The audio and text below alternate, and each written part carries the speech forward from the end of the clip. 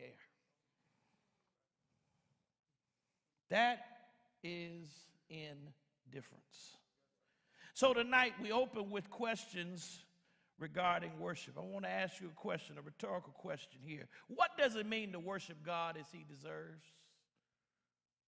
Think about it. What does it mean to worship God as he deserves? We say that all the time. We ought to worship him because of who he is, not just for what he's done. We ought to worship God and give him our worship, give him our life, give him our heart, give him our this, give him our... But is it what he deserves? Are you giving him what he deserves? What would, second question, acceptable worship to God look like? We talk about what it looks like to us, but what does acceptable worship look like to God? Third question, would God consider your worship acceptable? Or would he say your worship is profane?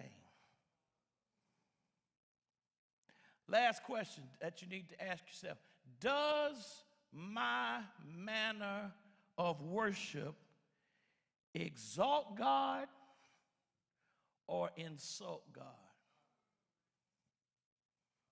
Does my manner of worship exalt God or insult God? So these are the types of things that we are going to address in our hearts as we look at the text and look at the unacceptable worship of Israel. Now, we're going to study this text in outline form, but we're not going to go at it from a chronological order. I want us to examine it in a way that all of you that are here and those that are watching can grasp the weight of the text. So I want to bounce up the text and down through the text. Can I bounce up the text and bounce down through the text? All right? Because I want you to get the weight of it. Sometimes we hear messages, but we don't feel nothing out of it. We're actually going to start with what God says last. But I assure you that even though it's the last thing he says, it's without a doubt at the forefront of his mind. Look at verse 6. The first clause says, read it again, a son honors his father, and a servant his master. Look at verse 11. For from the rising, come on, right?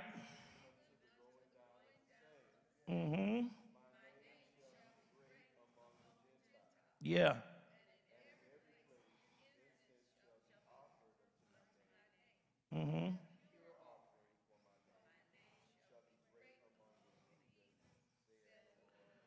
All right, and then read verse 14.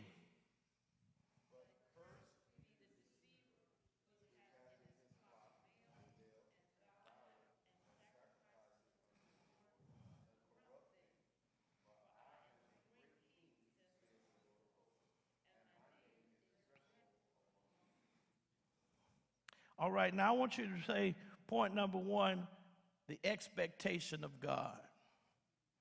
What is it?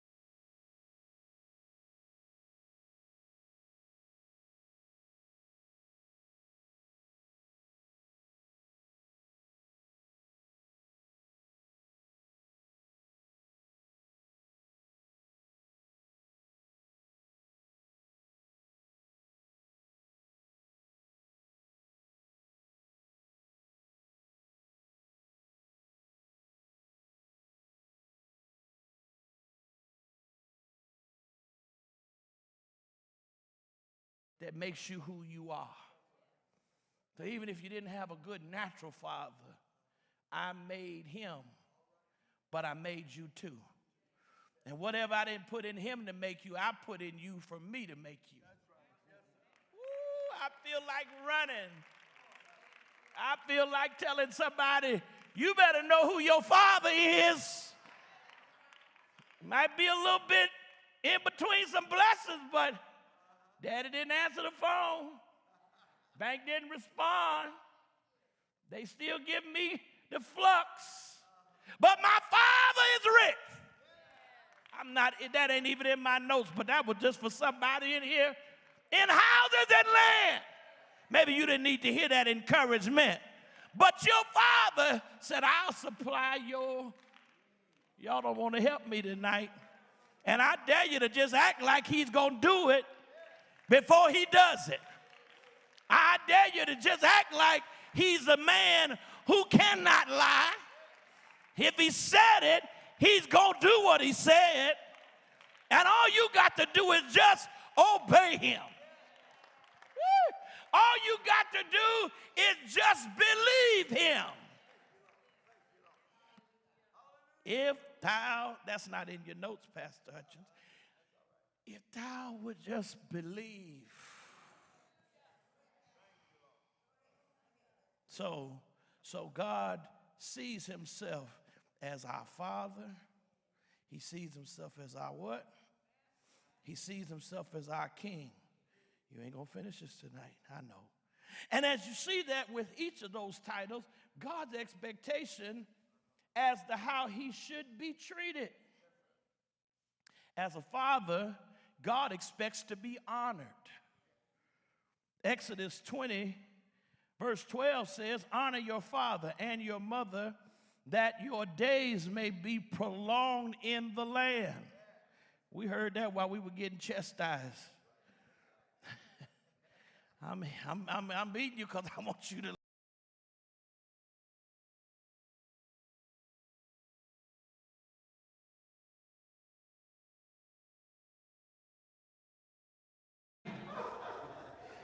I know we don't do that no more. But he says, honor me. Then he says, as a master, you got to respect me. How many of you know God is to be respected? Ephesians 6 and 5 says, slaves, be obedient to those who are your masters according to the flesh with fear and trembling in the sincerity of your heart. Somebody say, in the sincerity of your heart, as to Christ. So it's got to be from our heart. Out of your heart, your mouth speak. Out of your heart, your actions are made. Out of your heart, you believe. Do you know out of your heart you think?